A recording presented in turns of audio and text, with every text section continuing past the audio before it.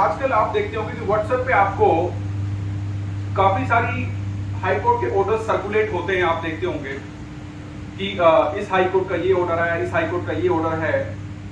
तो उसमें मैं बता दूं कि क्योंकि हम वैसे तो लीगल बैकग्राउंड से आते हैं, चार्टर्ड अकाउंटेंट्स, लेकिन एक अपडेट है हमारे लिए, क्योंकि अब ये इतना ज्यादा रिट पिटीशंस फाइल हो रही हैं हाई कोर्ट्स में, तो मैं 5 मिनट लगाना चाहूंगा कि इनकी क्या वैल्यू है। जो हाई कोर्ट के रिट्स के बेसिकली ऑर्डर्स हैं उनकी क्या वैल्यू है, और जब आप ऑफिसर को वो सबमिट करते हैं ऑर्डर्स, तो ऑफिसर कई बार मानता नहीं उन ऑर्डर्स को। तो जरा हम समझने की कोशिश कर रहे हैं कि क्या ऑफिसर के ऊपर ये ऑर्डर्स बाइंडिंग हैं या नहीं हैं।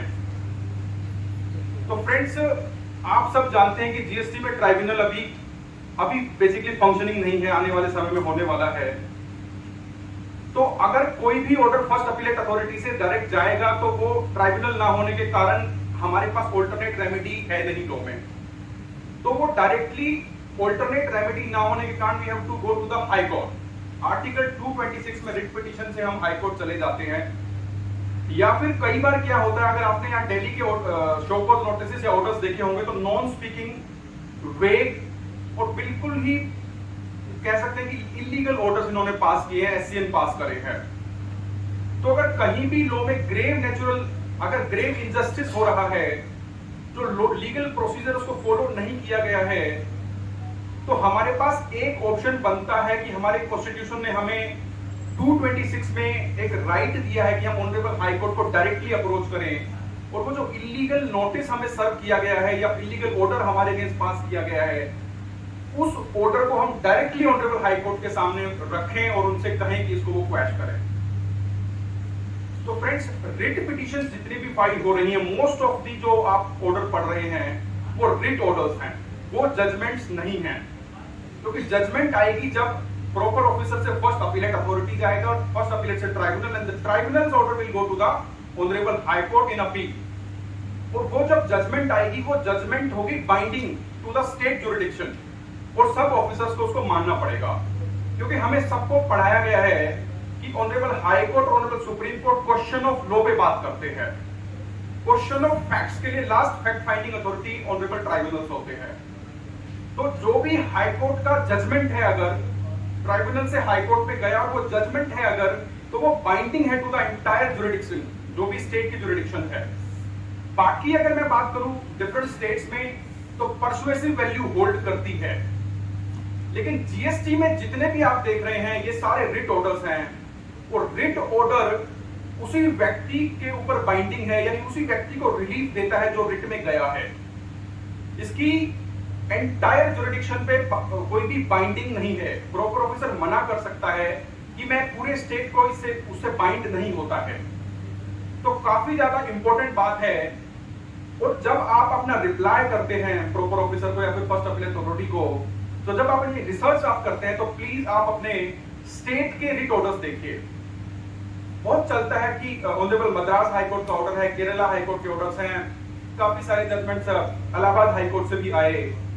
जब भी आप अपना रिप्लाई दें प्रॉपर ऑफिसर को, तो ट्राई कीजिए कि आपके ऑनरेबल दिल्ली हाई कोर्ट की जजमेंट है, अगर आप दिल्ली में प्रैक्टिस करते हैं, तो वो आप दें तो बहुत सुटेबल रहेगा, क्योंकि वो ज्यादा इफेक्ट करेगी, ज्यादा उसकी वैल्यू होगी in the eyes of law. तो मैं अब आपको, ये मैंने 2 जजमेंट लिखी है। एक मैंने लिखी एम ट्रेड लिंक्स की। अगर आप थोड़े से भी एक्टिव हैं जीएसटी में, तो अगर आपको एम ट्रेड लिंक्स का कोई जजमेंट आप किसी को अभी दिखा आपको 1-2 दिन में, ऑनरेबल केरला हाई कोर्ट का रिट ऑर्डर है, एनीवन? बड़ा रीसेंट है, 1-2 दिन पहले का है, जब मैंने अपना ये प्रेजेंटेशन फाइनल कर लिया, तो उसके बाद ये मेरे को दिखा, तो मैंने सोचा क्यों ना मैं इसको इंक्लूड करूं और आपसे इसके बारे में थोड़ा सा बात करूं 2 minute. Anyone M trade links, honourable Kerala high court? चलो, किसी ने नहीं देखा। एम ट्रेड लिंक्स ने क्या कहा, किसी व्यक्ति ने ऑनरेबल केरला हाई कोर्ट सामने 16(4), जिनकी रतन सर बात कर रहे थे, और 16(2)C दोनों की कॉन्स्टिट्यूशनल वैलिडिटी को चैलेंज किया। ऑनरेबल केरला हाई कोर्ट ने कॉन्स्टिट्यूशनल वैलिडिटी को तो मना कर दिया कि उसकी कॉन्स्टिट्यूशनल वैलिडिटी ठीक है, वो अपहेल्ड कर दिया, लेकिन एक रिलीफ इस पर्टिकुलर एसएससी को दे दिया। ये बेसिकली एक ज्वाइंट रिट पिटीशन थी, बहुत सारे लोगों को क्लब किया गया था, और ऑनरेबल केरला हाई कोर्ट ने कहा कि 16(4) की जो टाइम लिमिट है, अमेंडमेंट के बाद 1 अक्टूबर 2022 से 16 फॉर द टाइम लिमिट को एक्सटेंड किया गया, थोड़ा सा एनहांस किया गया।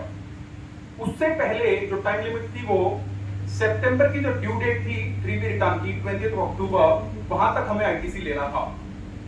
लेकिन एक अमेंडमेंट होती है 16(4) में और उसको किया जाता है 30 November of the next financial year. तो इसमें ऑनरेबल केरला हाईकोर्ट ने कहा कि ये जो अमेंडमेंट है जिसमें डेट को बढ़ाया गया है, ये प्रोसीजरल है, क्लैरिफिकेटरी है और रेट्रोस्पेक्टिवली एप्लीकेबल होगी फ्रॉम 1 जुलाई 2017। तो इस ऑर्डर को इस तरीके से सर्कुलेट किया जा रहा है कि ऑल टुगेदर सबकी डेट बढ़ गई है।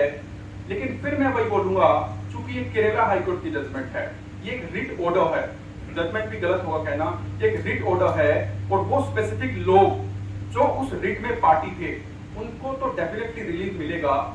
लेकिन as a tax payer, as a tax professional in Delhi, we must not completely rely on this judgment, we must look to the other judgments of our honourable high court, honourable Delhi high court. अब मैं आपके सामने एक बड़ा important judgement share कर रहा हूं।